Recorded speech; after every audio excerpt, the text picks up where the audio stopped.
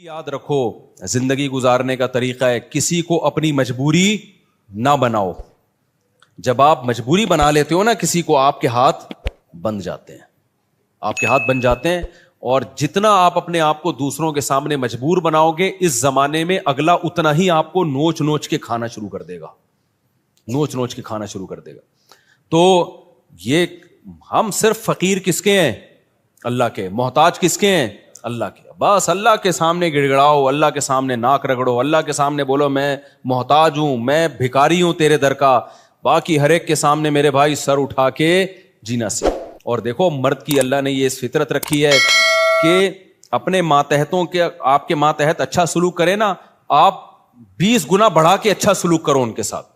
ہمارے حضرت مفتی رشید احمد صاحب رحمہ اللہ تعالیٰ کی طبیعت میں بے انتہا استغنا تھا, بہت استغنا. استغنا سمجھتے ہیں؟ یعنی وہ اپنے آپ کو کسی کا محتاج نہیں بناتے تھے کبھی بھی. لیکن ہم نے دیکھا کہ ہمارے حضرت کی کوئی ذرا سی خدمت کر لینا, حضرت کو پتا چلتا تھا نا یہ دل سے خدمت نہیں کرنا چاہتا, حضرت کبھی بھی خدمت نہیں لیتے تھے اس سے. حضرت فرماتے تھے میرے محسنین صرف میرے ماں باپ ہیں اور میرے استاذ, اس کے علاوہ میں کسی کا احسان نہیں لیتا. ایسا سر اٹھا کے جیے ہمیشہ. لیکن ہم دیکھتے تھے اگر حضرت کی کوئی ذرا سی خدمت کر دے, بہت معمولی سی, اتنی دعائیں دیتے تھے, اتنی دعائیں, ہمیں شرمندگی ہوتی تھی ہم نے کون سا تیر مار لیا بھائی, یعنی کیا کر لیا ہم نے, اتنی دعائیں, اتنا خوش, اتنا خوش. یہ عزت دار لوگوں کی علامت ہوتی ہے کہ وہ کسی کے محتاج نہیں ہوتے, لیکن کوئی ان پر تھوڑا سا احسان کرے تو رپلائی میں وہ تھوڑا نہیں, وہ بہت زیادہ. کیونکہ احسان کے بدلے میں اگر آپ احسان نہیں کرتے تو اس کو استغنا نہیں کہتے, اس کو تکبر کہتے ہیں. استغنا الگ چیز ہے. دیکھو کچھ لوگ کیا ہوتے ہیں, کسی نے آپ کی خدمت کر دی ہے تو کون سا تیر مار دیا اس نے, ہمیں کسی کے خدمت کی ضرورت نہیں ہے. دیکھنے میں تو لگے گا آپ بہت اونچے ہیں, لیکن یہ اونچے نہیں, آپ کا کھوپڑی کیا ہو گئی ہے, آؤٹ. آپ میں تکبر ہے. بھائی کوئی خدمت ٹھیک ہے, آپ اس کی خدمت کے محتاج نہیں ہیں, لیکن اگر اس نے خدمت کر دی ہے نا تو آپ اس کو رپلائی ایسے دو کہ جیسے آپ کو بہت ہی اچھا لگا ہے, آپ کو ضرورت تھی. ہم نے بڑوں کو دیکھا ہے تھوڑا سا آپ خدمت کریں گے تو رپلائی اس کا بہت اچھا. نبی صلی اللہ علیہ وسلم کی کیا سیرت ہے, حضرت ابو بکر نے نبی کا ساتھ دیا نا تو وہ نبی پہ احسان کیا بولو نا, کیا ہو گیا بھائی. حضرت ابو بکر نے جب نبی صلی اللہ علیہ وسلم کو لوگوں نے مکہ سے نکالا تو کس نے ساتھ دیا؟ ابو بکر نے. غار میں کون ساتھ تھا؟ ابو بکر. حالانکہ اصل میں یہ نبی کا احسان تھا حضرت ابو بکر پہ. بھائی اس خدمت کی وجہ سے نبی کی تو اللہ نے ویسے ہی مدد کرنی تھی, یہ تو نبی نے ابو بکر کو اپنی خدمت کا موقع دے دیا رضی اللہ عنہ کو, تو یہ نبی کا کس پر احسان ہے؟ ابے بھائی کوئی اتنے پیغمبر کسی کو اپنی خدمت کرنے دے دیں تو یہ تو پیغمبر کا ان پر احسان ہے, جس سے انسان کو عقیدت محبت ہوتی ہے. انسان کہتا ہے نا مجھے آپ تھوڑی سی خدمت کرنے دے دیں, آپ کا مجھ پر بہت بڑا احسان ہوگا, کہتے ہیں نا لوگ, اور باقی سمجھتے بھی ہیں کہ بھائی اس کو ہماری خدمت کی کیا ضرورت ہے. تو قرآن میں اللہ نے فرمایا بھی کہ اگر تم نبی کی مدد نہیں کرو گے, اللہ تو اپنے نبی کی مدد کرے گا, آخری نبی ہے, آپ کا دین تو غالب ہو کے رہے گا. لیکن نبی نے ابو بکر کو کیسا صلہ دیا, فرمایا میں نے ہر شخص کی خدمت کا دنیا میں بدلہ دے دیا ہے سوائے ابو بکر.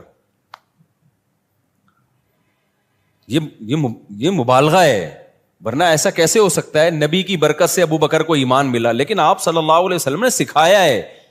پھر فرمایا لو کنت متخذا خلیلا لاتخذت ابا بکر خلیلا, اگر میں کسی کو جگری دوست بناتا تو ابو بکر کو بناتا. خلیل کا مطلب بہت ہی, فرمایا میرا خلیل اللہ کے سوا کوئی, خلیل بنانے کی اجازت ہوتی ابو بکر کو بناتا. کتنا اپریشیٹ کیا آپ صلی اللہ علیہ وسلم نے. حضرت معاذ ابن جبل, انہوں نے نبی کی خدمت کی, نبی کا ساتھ دیا جنگوں میں, کیسا صلہ نبی نے دیا. آپ صلی اللہ علیہ وسلم نے کیا فرمایا, انی احبک فی اللہ, اے معاذ میں تجھ سے اللہ کے لیے محبت کرتا ہوں.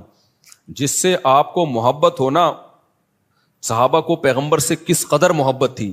پیغمبر کی زبان سے جب یہ لفظ نکلا ہوگا تو صحابی کی کیا کیفیت ہوئی ہوگی آپ سوچو. جب انہوں نے یہ سنا نا تو رونے لگے. تو کیا یہ نبی اپریشیٹ کر رہے ہیں, حوصلہ افزائی کر رہے ہیں. حضرت خالد ابن ولید رضی اللہ تعالیٰ نے جب جنگ جتوائی ہے تو آپ نے کیا فرمایا؟ سیف من سیوف اللہ، اللہ کی تلواروں میں سے ایک تلوار.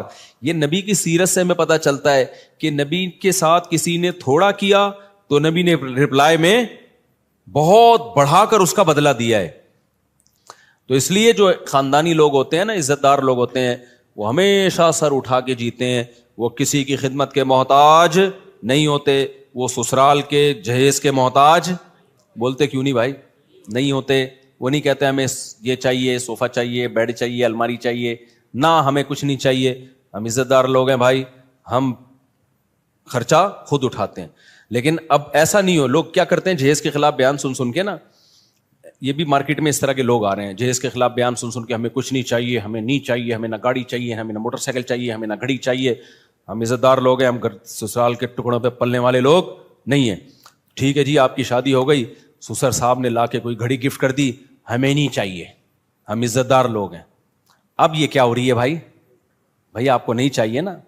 اب بغیر چاہت کی ایک چیز مل رہی ہے، آپ لیں جے نا، اب آپ کا بہت بڑا احسان ہے. یہ نہیں بولے یہ سستی والی لا کے پکڑا دی آپ نے مجھے، ٹھیک ہے نا. حضرت یہ بڑی خدمت ہے آپ کی، اللہ آپ کو جزائے خیر دے، ہم تو بہت شکریہ آپ کا. تو اس میں اس کو اپریشیٹ کرنا چاہیے، کیونکہ اس کے سامنے کہنا کہ ہمیں نہیں چاہیے، یہ پھر استغنا نہیں ہے، بلکہ یہ کیا ہے، تکبر. سمجھتے ہو کہ نہیں سمجھتے؟ تو بڑا جب کوئی چیز دے تو آپ سینے سے لگائیں اس کو کہیں کہ بھائی بہت بڑی چیز مل گئی. آپ کے ابا، آپ کی اماں آپ کو کچھ گفٹ دے. حضرت مولانا اشرف علی تھانوی رحمہ اللہ تعالی کی زوجہ نے ان کے لیے بڑی محنت سے ایک اچکن بنائی. اچکن پتہ ہے کسے کہتے ہیں؟ پہلے زمانے میں ہوتی تھی اچکن ہی ہے نا، کچھ اور میری اتنی دیر میں تو لغت اور چینج ہو جائے گی میرے بھائی.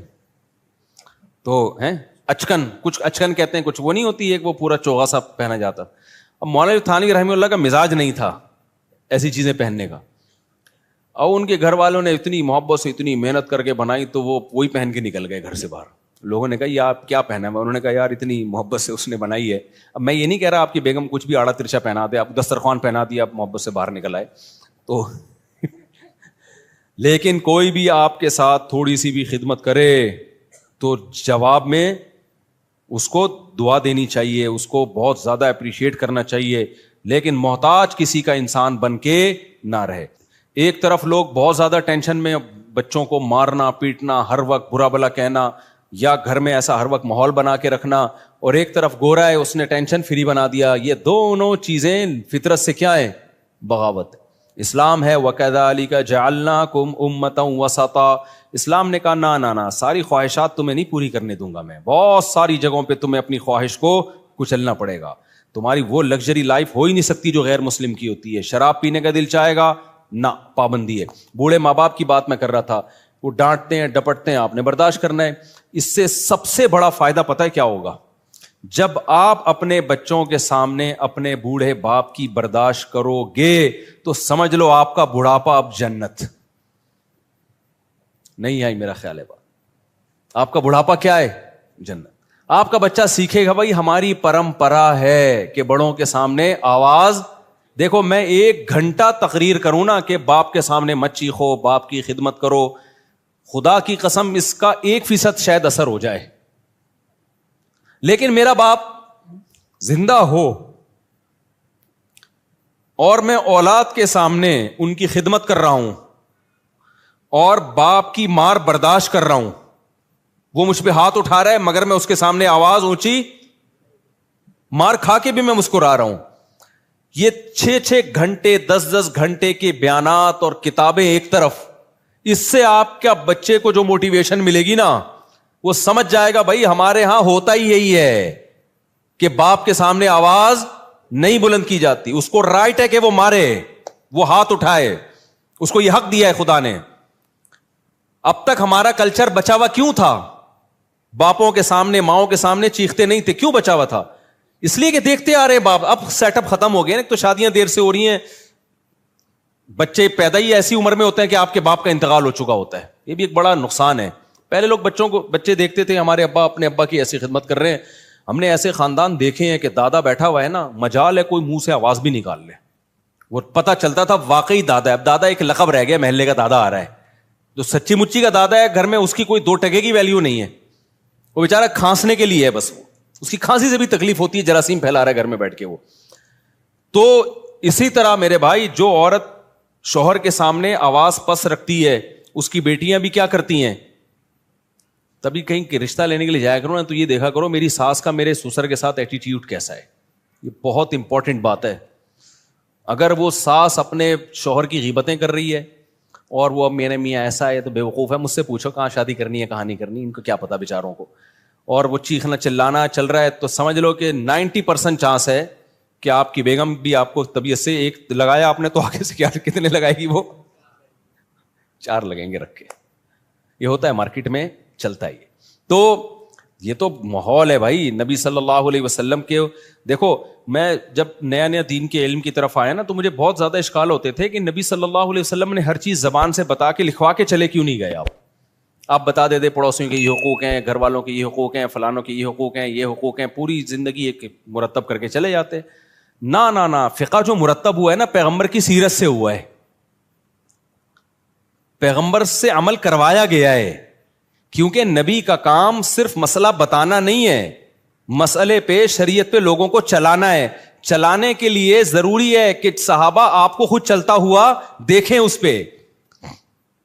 تبھی تو اللہ نے فرشتے کو نبی بنا کے نہیں بھیجا. فرشتہ اگر نبی بن کے آتا نا تو پتہ کیا کہتا, جب رمضان کا چاند نظر آئے تو روزہ رکھ لینا, اور جب عید کا چاند نظر آئے تو روزے چھوڑ دینا. بس بھائی ہم کہتے ہیں نہ یہ اس کو تو نہ رمضان اس کی صحت تو کوئی فرق پڑتا ہے نہ شوال, لیکن صحابہ دیکھ رہے ہیں یار نبی صلی اللہ علیہ وسلم کیسے روزے پہ روزے رکھ رہے ہیں. تو جب تک انسان کا عمل سامنے نہیں ہوتا موٹیویشن نہیں ملتی ہے. دیکھو میں ایک اور مثال دیتا ہوں. صلح حدیبیہ کے موقع پہ مشرکین مکہ نے صحابہ کو عمرہ کرنے سے روک دیا. اب عمرے کا احرام باندھا ہوا ہے سب نے.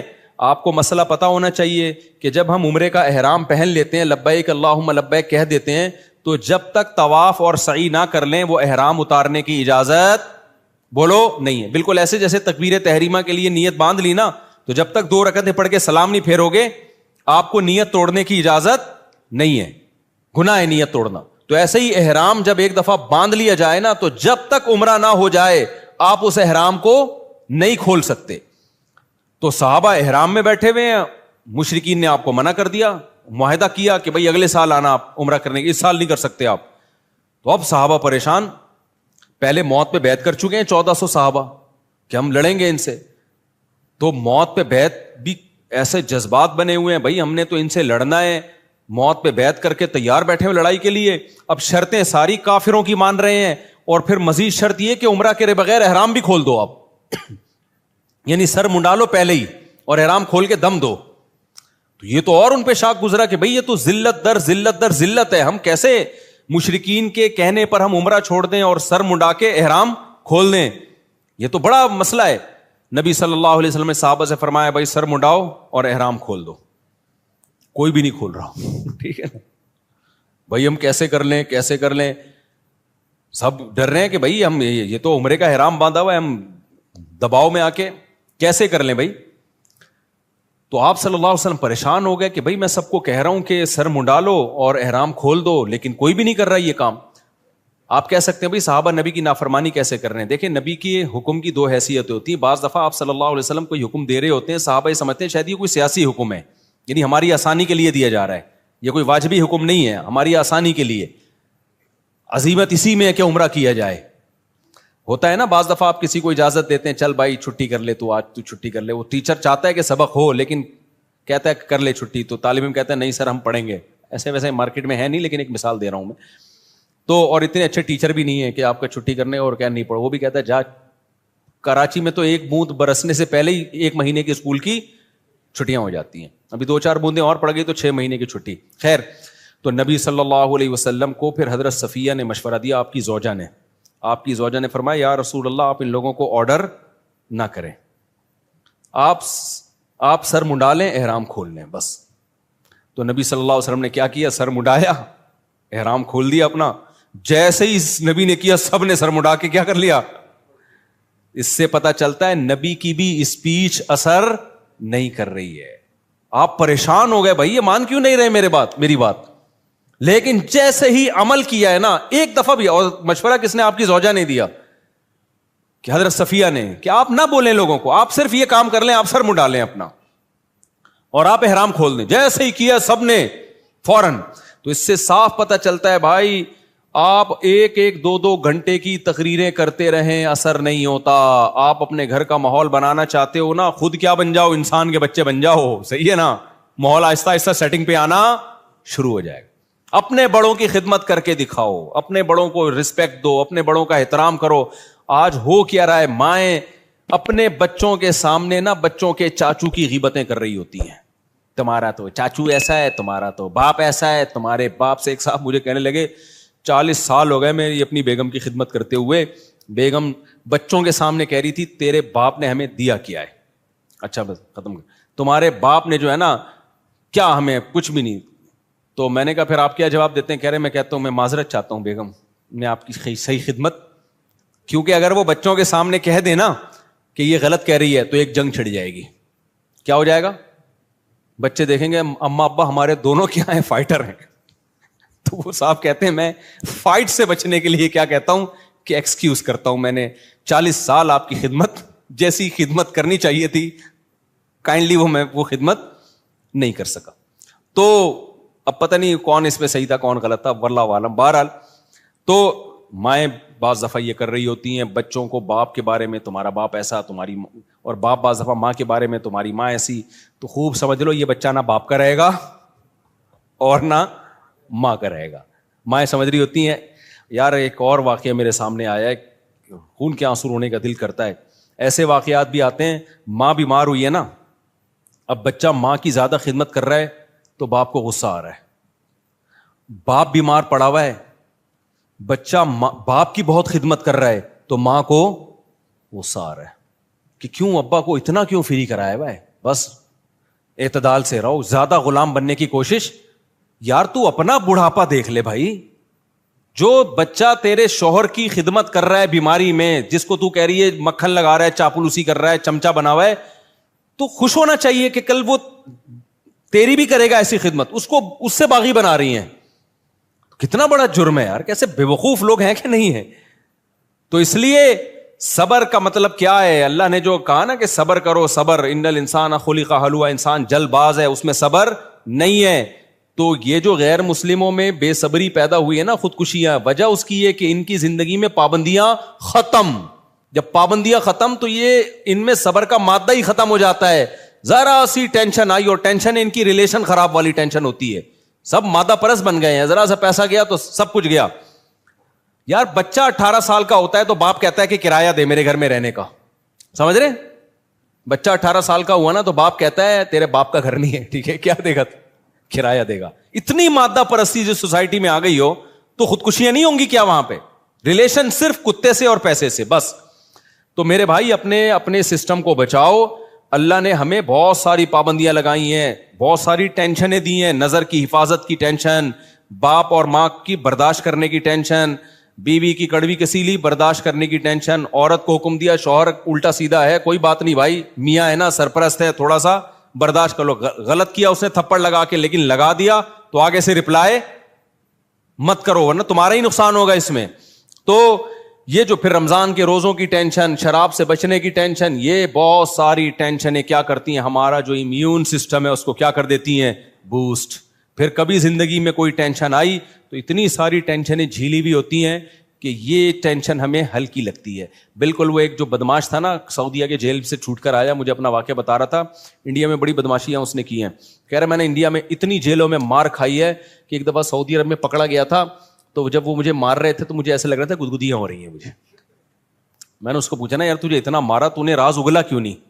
وہ اپنی کمپنی کو بدنام نہیں کرنا, وہ یہ نہیں بتا رہا تھا میں فلاں کمپنی کا آدمی ہوں. کمپنی سے وفا کی اس نے. دیکھو اس نے کہا کہ اگر میں نے بتا دیا نا فلاں کمپنی کا ہوں تو کمپنی کا تو قصور تھا نہیں, لیکن کمپنی بدنام ہوتی, اس کا کاروبار بیٹھ جاتا. کہتا ہے میں نے کہا میں کمپنی کا ملازم ہوں, مار کھاؤں گا, کمپنی کو بدنام نہیں کروں گا. جو میری غلطی ہے میری ہے, میں کمپنی پہ کیوں ڈالوں؟ اتنی مار کھائی, اتنی مار کھائی, لیکن منہ سے اگلا نہیں. میں نے کہا کیسے برداشت کر رہے ہم عادی ہیں. لیکن اس کا فائدہ کیا ہوا برداشت کا؟ کمپنی کے اونر کو جب پتا چلا نا یار اس نے اتنی مار کھائی, ہماری کمپنی کو بدنام نہیں کیا, انہوں نے کمپنی نے اس کو پارٹنر بنا دیا اپنا. اب وہ ارب پتی ہے, وہ کروڑ پتی ہے وہ آدمی. سمجھتے نہیں ہو میرا خیال ہے بات. تو یہ جو میرے بھائی اسلام کی پابندیاں ہیں یہ آپ کو کیا کر دیتی ہیں؟ اسٹرانگ کر دیتی ہیں, مضبوط بنا دیتی ہیں. غموں کو جھیلنا آپ کے لیے آسان. اس لیے انسان کے بچے بن کے جو شریعت کی پابندیاں ہیں اس کو فالو کرو. وقت چونکہ پورا ہو گیا ہے, مجھے اندازہ ہی نہیں تھا کہ اتنی جلدی وقت پورا ہو جائے گا.